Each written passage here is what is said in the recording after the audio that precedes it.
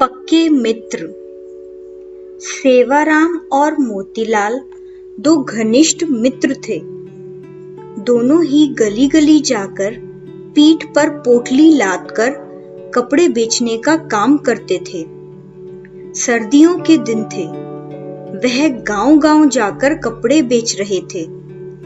तभी एक झोपड़ी के बाहर एक बुढ़िया जो कि ठंड से कांप रही थी, तो सेवाराम ने अपनी पोटली से एक कंबल निकालकर उस माई को दे दिया और कहा, माई तुम ठंड से कांप रही हो, ये कंबल ओढ़ लो।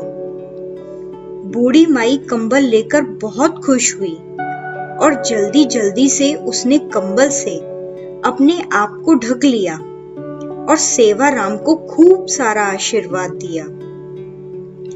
तभी उसने सेवाराम को कहा, मेरे पास पैसे तो नहीं हैं, लेकिन तुम रुको, मैं तुम्हें कुछ देती हूँ। वह अपनी झोपड़ी के अंदर गई। तभी उसके हाथ में एक बहुत ही छोटी सी सुंदर सी ठाकुर जी की प्रतिमा थी। वह सेवाराम को देते हुए बोली कि मेरे पास देने के लिए पैसे तो नहीं, लेकिन ये ठाकुर जी की मूर्ति है। इसको तुम अपनी दुकान पर लगाकर खूब सेवा करना। देखना तुम्हारी कितनी तरक्की होती है। यह मेरा आशीर्वाद है। मोतीराम बुढ़िया के पास आकर बोला, अरे ओ माता, क्यों बहाने बना रही हो? अगर पैसे नहीं हैं तो कोई बात नहीं, लेकिन हमें झूठी तसल्ली मत दो। हमारे पास तो कोई दुकान भी नहीं है। हम इसको कहाँ लगाएंगे? इनको तुम अपने पास ही रखो। लेकिन सेवाराम, जो कि एक नेक दिल इंसान था और ठाकुर जी को मानने वाला भी था, वह बोला, नहीं नहीं माता जी, अगर आप इतने प्यार से कह रहे हो तो ये आप मुझे दे दो। पैसों की चिंता मत करो।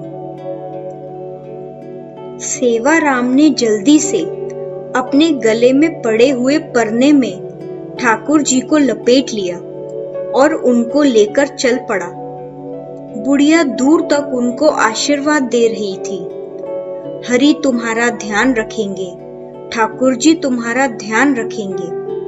वह तब तक आशीर्वाद देती रही जब तक कि वह दोनों उनकी आंखों से ओझल ना हो गए।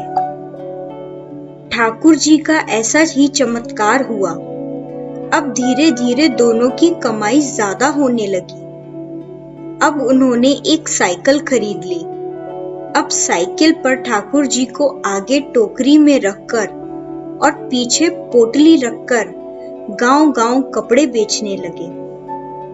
अब फिर उनको और ज्यादा कमाई होने लगी, तो उन्होंने एक दुकान किराए पर ले ली और वहां ठाकुर जी को बहुत ही सुंदर आसन पर विराजमान करके दुकान का मुहूर्त किया। धीरे धीरे दुकान इतनी चल पड़ी कि अब सेवाराम और मोतीलाल के पास शहर में बहुत ही बड़ी बड़ी कपड़ों की दुकानें और कपड़ों की मिलें हो गईं। एक दिन मोतीलाल सेवाराम को कहता है कि देखो, आज हमारे पास सब कुछ है। ये हम दोनों की मेहनत का नतीजा है। लेकिन सेवाराम बोला, नहीं नहीं, हम दोनों की मेहनत के साथ साथ यह हमारे ठाकुर जी की कृपा है। मोतीलाल को बात अनसुनी लगी और वो अपने काम में लग गया। एक दिन सेवाराम की तबीयत थोड़ी सी ढीली थी, इसलिए वह दुकान पर थोड़ी देरी से आया। मोतीलाल बोला, अरे दोस्त, आज तुम देरी से आए हो। तुम्हारे बिना तो मेरा एक पल गुजारा नहीं। तुम मेरा साथ कभी मत छोड़ना। सेवाराम हंसा और बोला, अरे मोतीलाल, क्यों चिंता करते हो? मैं नहीं आऊंगा तो हमारे ठाकुर जी तो है ना। यह कहकर सेवाराम अपने काम में लग गया। पहले दोनों का घर दुकान के पास ही होता था, लेकिन अब दोनों ने अपना घर दुकान से काफी दूर ले लिया। अब दोनों ही महल नुमा घर में रहने लगे। दोनों ने अपने बच्चों को खूब पढ़ाया। मोतीलाल ने अभी एक लड़के की शादी की थी। अभी उसने अपनी लड़की की शादी भी करनी थी। सेहत ढीली होने के कारण सेवाराम अब दुकान पर थोड़ी देरी से आने लगा।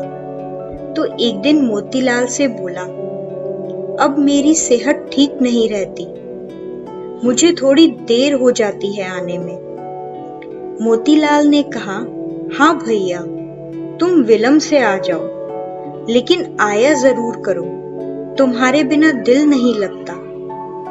फिर अचानक एक दिन सेवाराम 12 बजे के करीब दुकान पर आया, लेकिन आज उसके चेहरे पर अजीब सी चमक थी, चाल में अजीब सी मस्ती, चेहरे पर अजीब सी मुस्कान। वह आकर गद्दी पर बैठ गया। मोतीलाल ने कहा, भैया, आज तो तुम्हारी सेहत ठीक लग रही है। सेवाराम ने कहा, भैया ठीक तो नहीं हूं, लेकिन आज से मैं बस केवल 12 बजे आया करूंगा और 5 बजे चला जाया करूंगा। मैं केवल इतना ही दुकान पर बैठ सकता हूं। मोतीलाल ने कहा, कोई बात नहीं, जैसी तुम्हारी इच्छा। तो अब सेवाराम 12 बजे आता और 5 बजे चला जाता, लेकिन उसकी शक्ल देखकर ऐसा नहीं लगता था कि वो कभी बीमार भी है। लेकिन मोतीलाल को अपने दोस्त पर पूरा विश्वास था कि वह झूठ नहीं बोल सकता और मेहनत से वह पीछे नहीं हटता। एक दिन मोतीलाल की बेटी की शादी तय हो गई। वह शादी का निमंत्रण देने सेवाराम के घर आया। घर जाकर उसको उसके बेटा, बहू, सेवाराम की पत्नी सब नजर आए, लेकिन सेवाराम नजर नहीं आया। उसने सेवाराम की पत्नी से कहा, भाभी जी, सेवाराम नजर नहीं आ रहा। उसकी पत्नी एकदम से हैरान होती हुई बोली, यह आप क्या कह रहे हैं? तभी वहां उसके बेटे भी आ गए और कहने लगे, काका जी, आप कैसी बातें कर रहे हो? हमारे साथ कैसा मजाक कर रहे हो? मोतीलाल बोला कि मैंने ऐसा क्या पूछ लिया अपने दोस्त के बारे में? क्या उसकी तबीयत आज भी ठीक नहीं? क्या वह अंदर आराम कर रहा है? मैं खुद अंदर जाकर उसको मिलाता हूँ। मोतीलाल उसके कमरे में चला गया, लेकिन सेवाराम उसे वहां भी नजर नहीं आया। तभी अचानक उसकी नजर उसके कमरे में सेवाराम की तस्वीर पर पड़ी।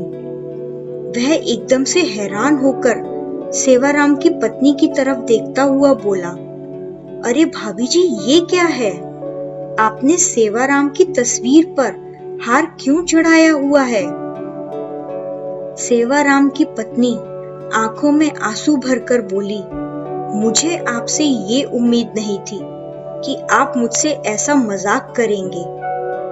मोतीलाल को कुछ समझ नहीं आया। तभी सेवाराम का बेटा बोला, क्या आपको पता नहीं, पिताजी को गुजरे तो 6 महीने हो गए हैं। मोतीलाल को तो ऐसा लगा कि जैसे उस पर बिजली गिर पड़ी हो। वह एकदम से लड़खड़ाया और पीछे की तरफ हटा और बोला, ये कैसे हो सकता है? वह तो रोज मेरी दुकान पर आता है, 12 बजे आता है और 5 बजे चला जाता है। उसकी पत्नी बोली, ऐसा कैसे हो सकता है? आप ही तो हर महीने उसके हिस्से का मुनाफे के पैसे हमें घर देने आते हैं। 6 महीनों से तो आप हमें दुगना मुनाफा देकर जा रहे हैं। मोतीलाल को कुछ समझ नहीं आया। 6 महीने हो गए, ये क्या मामला है? तभी उसको सेवाराम की कही हुई बात, मैं नहीं रहूंगा तो मेरे हरि है ना, मेरे ठाकुर जी है ना, वह आएंगे, यह बात ध्यान आई और वह जोर जोर से रोने लगा और कहने लगा, हे ठाकुर जी, हे हरि, आप अपने भक्तों के शब्दों को कितना मान देते हैं, जो कि आपके विश्राम के समय मंदिर के पट 12 बजे बंद होते हैं और 5 बजे खुलते हैं, और आप अपने भक्तों के शब्दों का मान रखने के लिए मेरे हरि आएंगे, मेरे ठाकुर जी आएंगे। आप अपने आराम के समय मेरी दुकान पर आकर अपने भक्तों का काम करते थे।